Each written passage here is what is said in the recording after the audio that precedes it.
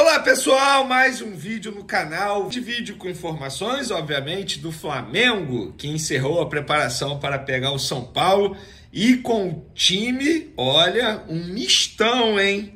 O Tite esboçou o time titular para pegar o São Paulo nesse sábado, jogo 9h30 da noite, no estádio Morumbi. Um mistão, um time bem alternativo.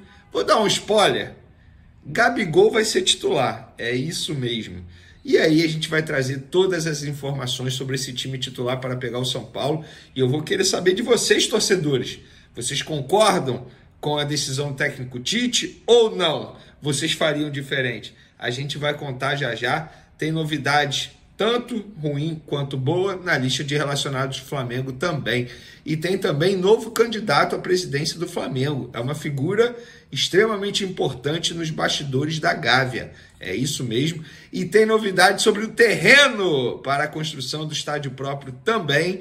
A gente vai falar sobre isso. Isso tudo e muito mais no vídeo de agora. Falando rapidamente de política, Valim Vasconcelos, que foi VP, inclusive, de finanças na gestão do Rodolfo Landim, também participou da gestão do Eduardo Bandeira de Mello. Ele lançou oficialmente candidatura para presidente do Flamengo na eleição desse ano.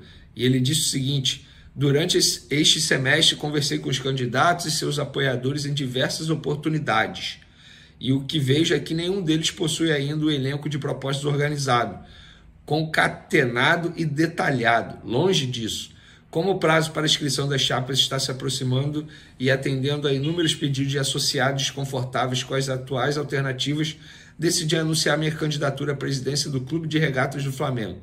Faço isso com muito orgulho de quem sempre lutou e votou nos conselhos pelo melhor interesse para o nosso Flamengo. Então agora o Flamengo tem, vamos lá, Rodrigo Nduz, candidato da situação, que ele vai ter o apoio aí do Rodolfo Landim, obviamente. Tem o BAP, considerado o principal candidato da oposição, Maurício Gomes de Matos, e agora o Valim Vasconcelos também. Pois é, esses são os candidatos, pelo menos até o momento. E uma ação dessa atual gestão, que eu considero muito boa, independentemente se foi por interesse político, eu não quero saber disso. Eu, como torcedor do Flamengo, eu sempre sonhei isso, sempre. Eu tive dois sonhos como torcedor do Flamengo. Um, eu consegui realizar, que foi ver o Flamengo campeão da Libertadores, porque o Cabanhas me fez chorar muito de tristeza aquele dia no Maracanã. Não o Cabanhas, né? O Cabanhas fez o que tinha que ser feito. Na verdade, os jogadores do Flamengo com muita falta de vergonha na cara na ocasião. E o outro era ver o Flamengo ter um estádio próprio, para chamar de seu. Porque foi algo que os rivais sempre me zoaram, na época de escola, infância, resenha. Sempre falavam que o Flamengo não tinha estádio para jogar. E o Flamengo está muito próximo. E hoje o Flamengo anunciou nas redes sociais o pagamento, fez o Pix para a compra do terreno que conseguiu lá no gasômetro para a construção do estádio próprio. E o Flamengo disse o seguinte: o Clube de Regatas do Flamengo informa que, nos termos do edital, após a publicação do resultado final que declarou o clube vencedor do leilão, realizou o pagamento do valor total de R$ 138.195.000 ao município do Rio de Janeiro. O município do Rio de Janeiro já providenciou o depósito em juízo nos autos do processo de desapropriação. É isso, galera. Eu fico arrepiado novamente. Isso é um sonho que está sendo realizado. Um sonho.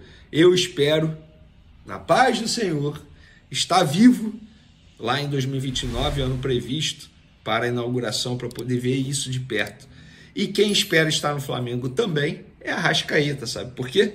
Porque ele deu uma entrevista à Flá TV e ele foi questionado sobre estar no Flamengo em 2029, ano, inclusive, que ele pode completar 10 anos vestindo a camisa do Flamengo. E a ideia é o lançamento do estádio no dia do aniversário do Flamengo em 2029. E ele disse o seguinte: estou em uma etapa totalmente feliz da minha vida com a minha família aqui no Rio de Janeiro. A gente pensa, se Deus quiser, ter nossos filhos aqui. Então, ele dizendo que espera continuar no Rio de Janeiro. Eu não quero ver o Arrascaeta fora do Flamengo, a verdade é essa. Por mim, o Arrascaeta se aposenta no Flamengo. Mas a gente sabe que não tem como prever o futuro, não tem como controlar isso tudo. Então, enfim, fica aí a informação. Outra informação também, A gente trouxe no último vídeo que o Flamengo recusou uma proposta do Rennes. E fica um recado muito claro ao mercado. Não vai ser fácil tirar jogador do Flamengo. O Flamengo recusou 14 milhões de euros por um jogador de 28 anos do setor defensivo. Poucos clubes receberiam uma proposta como essa, de 14 milhões de euros, por um jogador zagueiro de 28 anos, que teve apenas uma passagem pela seleção brasileira. O Flamengo não só recebeu, como recusou. E o Flamengo vem colecionando propostas e recusando. Vamos lá. Rennes, pelo Fabrício Bruno, 14 milhões de euros. Bauernfeld, por Wesley, 12 milhões de euros. Red Bull Bragantino, recentemente, Matheus Gonçalves, 6 milhões de euros por 70% do jogador. O Flamengo está dando recado ao mercado. Quer tirar jogador daqui? Vem pesado, mas vem com algo que seja irrecusável. Porque se não for irrecusável, nós não vamos fazer. Vender, por que o Flamengo, um mês atrás, aceitou vender o Fabrício Bruno para o West Ham e agora não aceita? Simples. Se fosse um mês atrás, o Flamengo teria tempo de correr atrás de uma reposição. Se vende o Fabrício Bruno hoje, o Flamengo vai ficar na zaga. Léo Ortiz, Léo Pereira e Davi Luiz. Sejamos francos, 3 ótimos jogadores. Mas se um tiver um problema sério de contusão, faz o quê?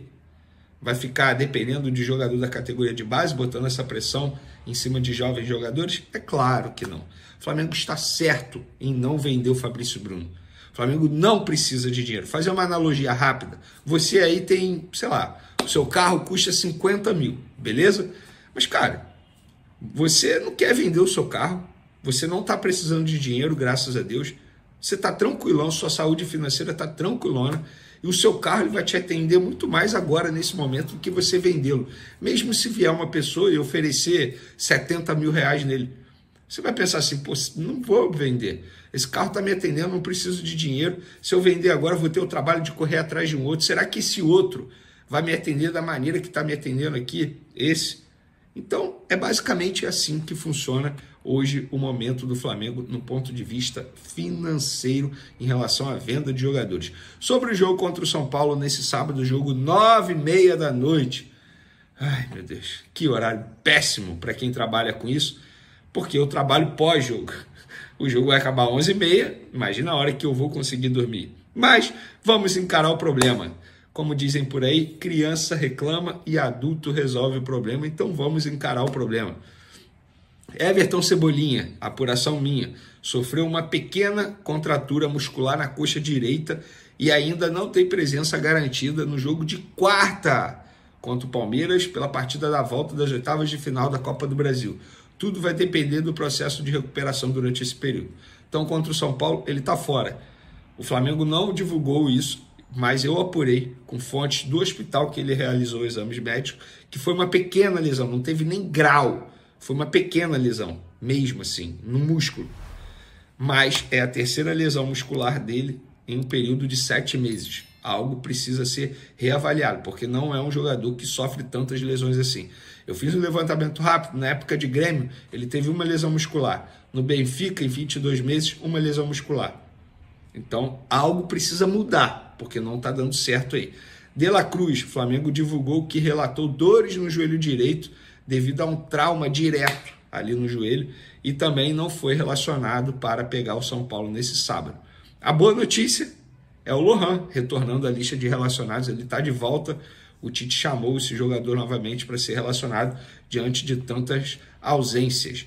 E, segundo apuramos, o Tite esboçou o Flamengo da seguinte maneira para pegar o São Paulo nesse sábado. Rossi no gol, Wesley na lateral direita, Davi Luiz, Léo Pereira e Vinha na lateral esquerda, Alan e Léo Ortiz, os dois volantes, Matheus Gonçalves na vaga do Arrascaeta, Bruno Henrique retornando, depois de um longo período por conta de um problema no tornozelo, longo período como desfalque, ele retorna e já retorna no time titular. Bruno Henrique na ponta esquerda, Gabigol na ponta direita e Carlinhos na vaga do Pedro. Lembrando que Pedro está suspenso e Luiz Araújo também está suspenso. Eu arriscaria dizer que se o Luiz Araújo tivesse à disposição, ele seria titular, o Gabigol não seria, o Carlinhos seria o substituto do atacante Pedro. Mas a gente nunca vai saber isso é apenas a minha opinião.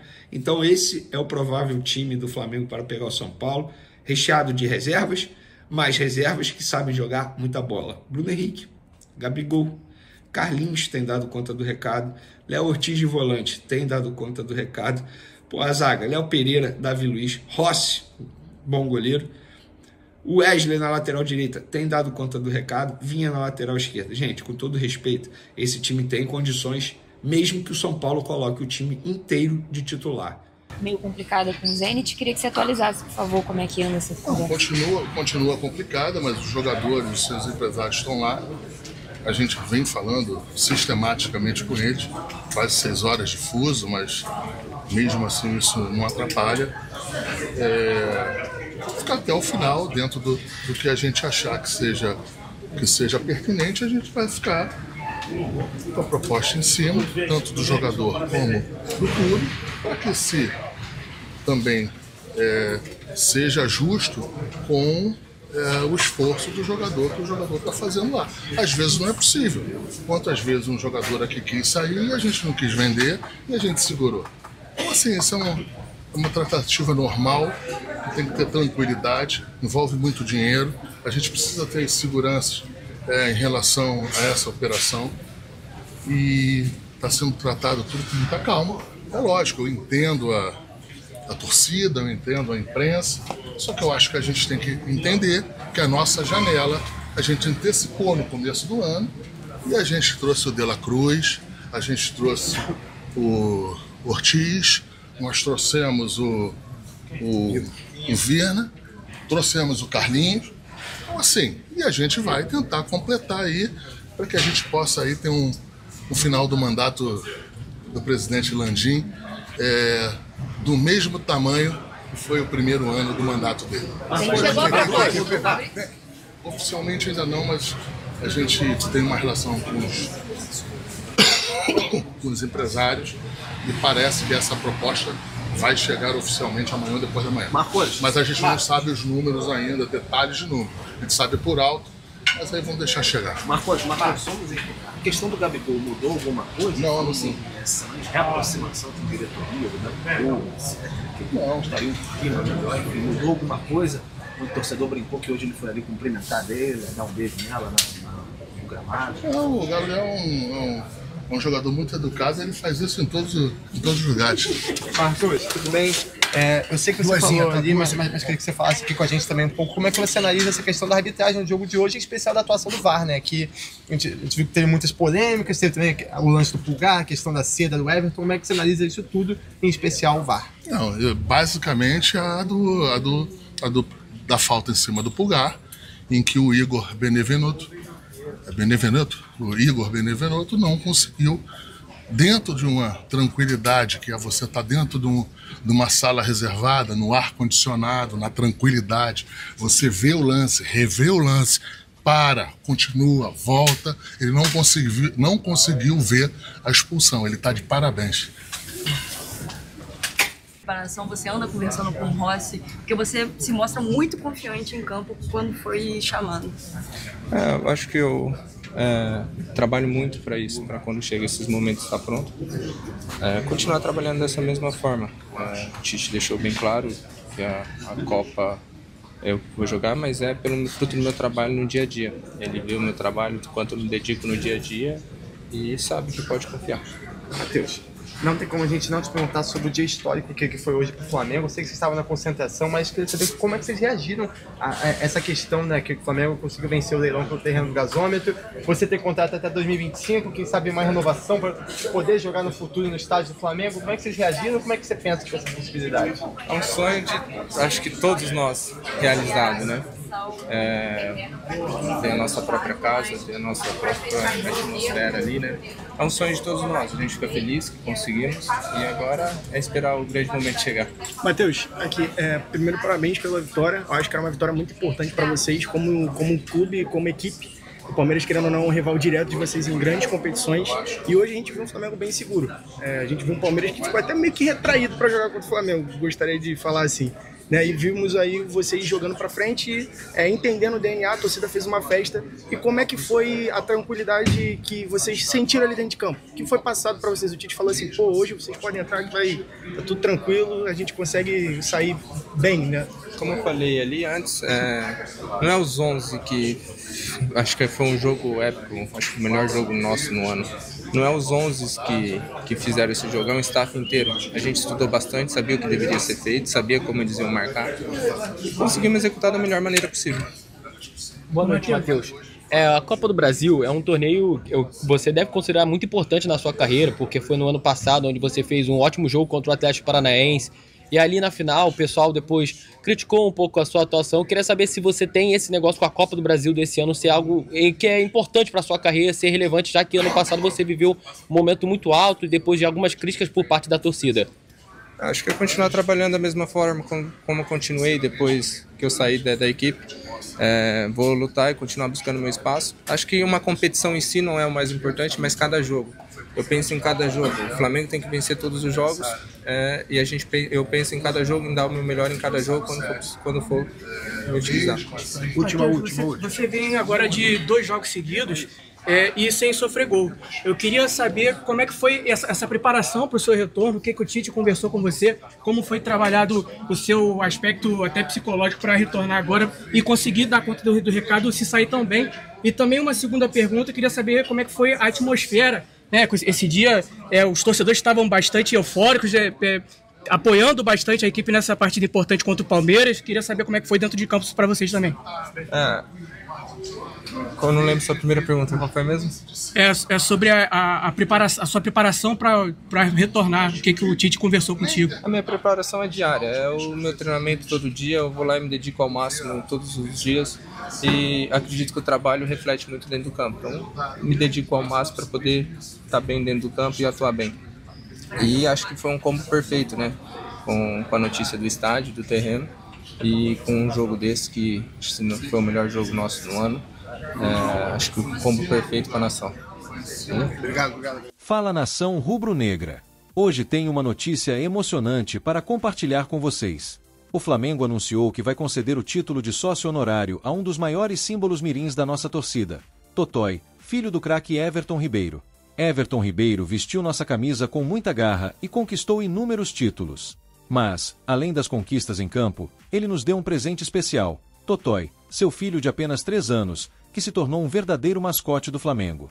Esse pequeno rubro-negro conquistou o coração da torcida com sua paixão pelo clube. Na última sexta-feira, dia 2, o presidente Rodolfo Landim fez o anúncio oficial. Segundo o Estatuto do Flamengo, o presidente tem o direito de nomear 10 sócios honorários por ano, concedendo a eles o privilégio de frequentar a Gávea pelo resto de suas vidas. E Totói, pela sua dedicação e amor ao Mengão, foi escolhido para receber essa honraria. O Totói, filho do Everton Ribeiro, vai ganhar o título de sócio.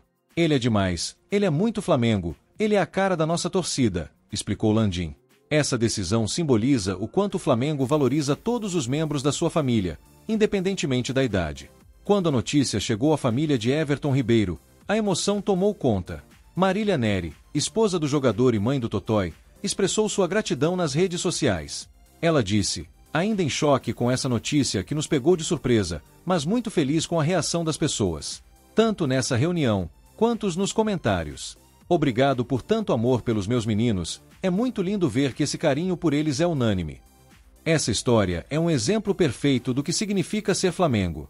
É mais do que futebol, é uma verdadeira família unida pelo amor ao clube. E Totói, com sua alegria e dedicação, representa essa paixão em cada torcedor rubro-negro. Então galera, vamos celebrar essa conquista do Totói e continuar apoiando o nosso Mengão, porque juntos somos mais fortes e fazemos a diferença.